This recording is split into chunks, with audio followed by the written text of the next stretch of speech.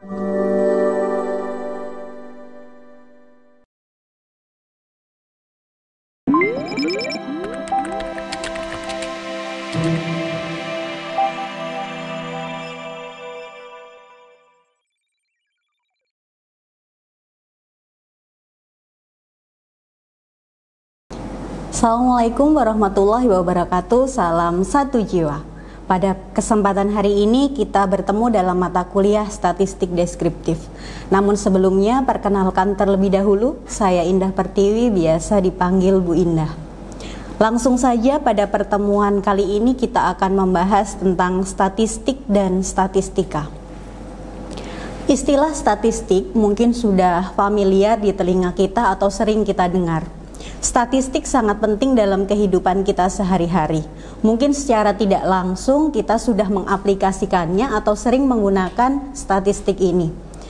Kita menemukan statistik ketika membicarakan atau membahas tentang harga barang-barang kebutuhan hidup, biaya transportasi, perhitungan IPK, hasil pemilu, masalah kemiskinan, ramalan cuaca, dan masih banyak lagi contohnya. Secara lebih spesifik, mungkin saya akan mencontohkan terkait dengan sensus penduduk.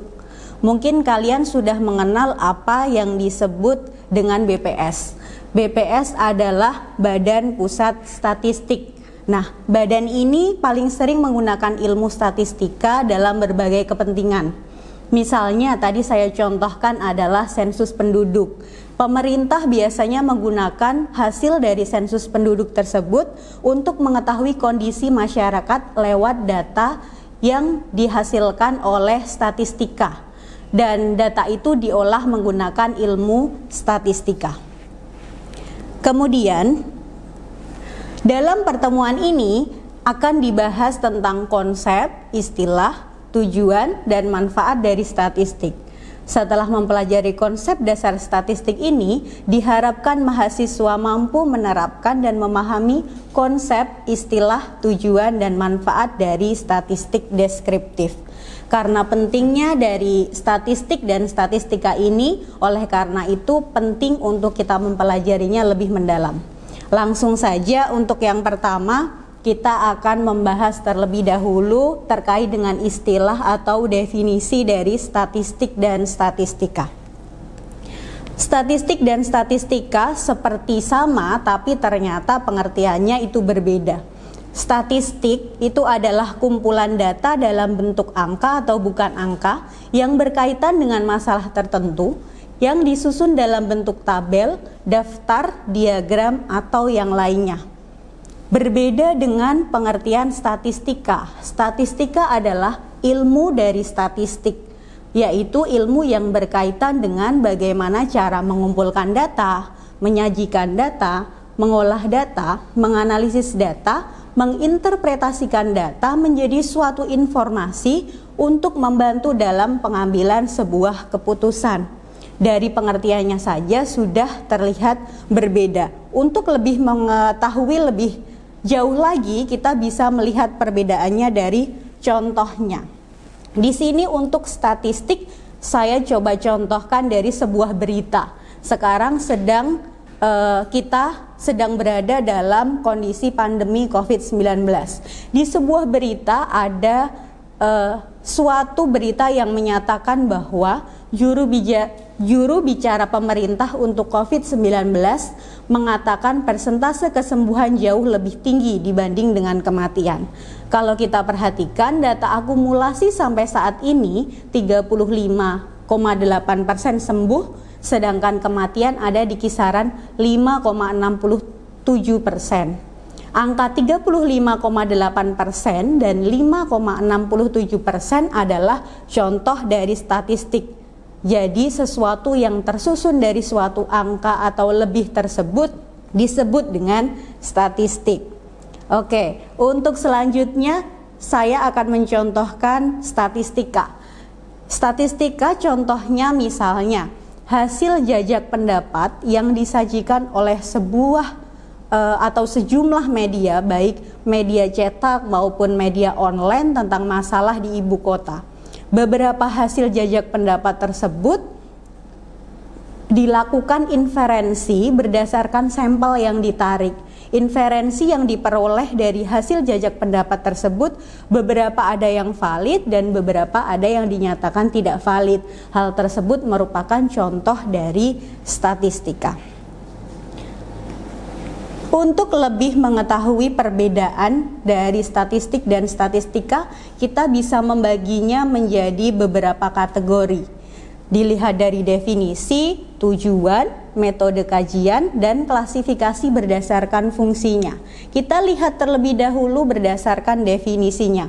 Sudah sangat jelas tadi dari definisi, statistik adalah hasil data yang berupa angka atau bukan angka. Sedangkan statistika adalah metode ilmiah yang digunakannya. Kemudian berdasarkan tujuan, perbedaannya adalah untuk statistik, pengelolaan hasil data sehingga lebih mudah untuk diinterpretasikan dan digunakan untuk tujuan tertentu. Sedangkan tujuan dari statistika adalah mendapatkan gambaran, karena statistika ini sampai pada membuat suatu kesimpulan. Kemudian selanjutnya berdasarkan metode kajian. Berdasarkan metode kajian, statistika kajiannya adalah kumpulan data yang sudah dikelola pada proses statistika. Sedangkan statistika harus melakukan eksperimen, penelitian atau survei. Kemudian kita lihat dari klasifikasi fungsinya. Untuk statistik adalah gambaran data dalam bentuk bilangan, bisa berupa angka, tabel, grafik dan sebagainya, dan gambaran data dalam bentuk ukuran untuk mewakili objek atau objek sampel atau populasi. Sedangkan statistika fungsinya adalah statistika deskriptif dan statistika inferensial. Nanti akan kita bahas lebih lanjut. Itu adalah perbedaan dari statistik dan statistika. Lebih lanjut lagi kita akan membahas tentang tujuan dan manfaat statistik. Ada beberapa tujuan statistik, di antaranya dalam kehidupan sehari-hari, statistik dapat berperan sebagai penyedia bahan, keterangan, sumber dari berbagai hal yang kemudian diolah dan ditafsirkan. Dalam penelitian ilmiah, statistik berperan sebagai penyedia alat untuk mengemukakan maupun menemukan kembali keterangan yang tersembunyi dalam angka. Selanjutnya dalam ilmu pengetahuan, statistik berperan sebagai peralatan analisis. Secara garis besar tujuan statistik ini adalah sebagai alat. Jadi dia adalah menyediakan data atau sampai pada pengolahan data sehingga bisa ditarik kesimpulannya. Selanjutnya manfaat statistik. Di sini saya akan mengambil beberapa manfaat saja. Yang pertama, oleh pimpinan biasanya statistik digunakan untuk perekrutan pegawai baru, pembelian alat-alat baru, peningkatan skill karyawan, perubahan sistem pegawai, dan masih banyak lagi contohnya. Kemudian oleh para pendidik, guru maupun dosen, tenaga pengajar biasanya digunakan untuk melihat posisi siswa itu sudah berada di mana untuk segi kognitif, afektif, dan psikomotoriknya. Kemudian bagaimana prestasi belajarnya, efektivitas metode pembelajaran, dan media pembelajarannya sudah sejauh mana efektifnya. Kemudian untuk para psikolog banyak digunakan untuk membaca hasil observasi, baik melalui tes maupun observasi lapangan. Kemudian dalam bidang ekonomi, informasi data statistik bisa digunakan sebagai tolak ukur untuk membandingkan perekonomian bangsa dengan negara lain. Ini sedang banyak dilirik oleh banyak orang terkait dengan ilmu statistik di bidang ekonomi, yaitu ekonometrik. Kemudian terkait dengan mengumpulkan data dalam statistika, tadi saya sudah singgung dengan istilah populasi dan sampel. Apa sih sebenarnya populasi dan sampel ini? Jadi ketika nanti kalian akan melakukan penelitian, kalian harus mengetahui populasinya, kemudian kalian cukup mengambil sampelnya saja.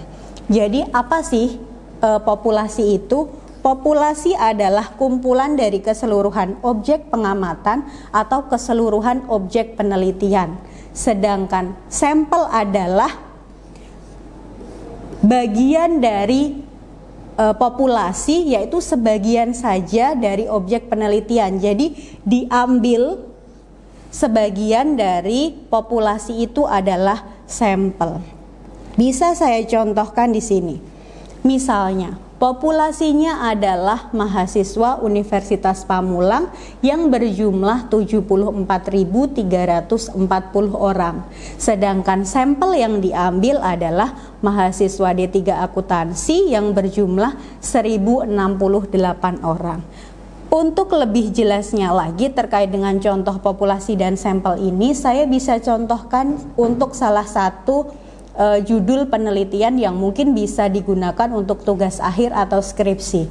Misalnya adalah pengaruh keaktifan mahasiswa terhadap hasil belajar mahasiswa yang berwirausaha di Unpam.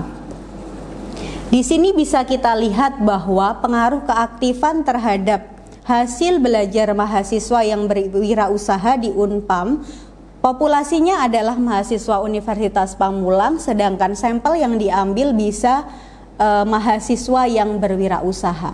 Mungkin itu lebih detail untuk contoh dari populasi dan sampel ini.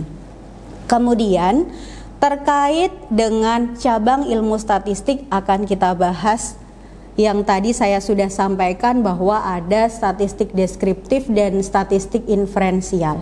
Sebenarnya apa sih statistik deskriptif dan statistik inferensial ini?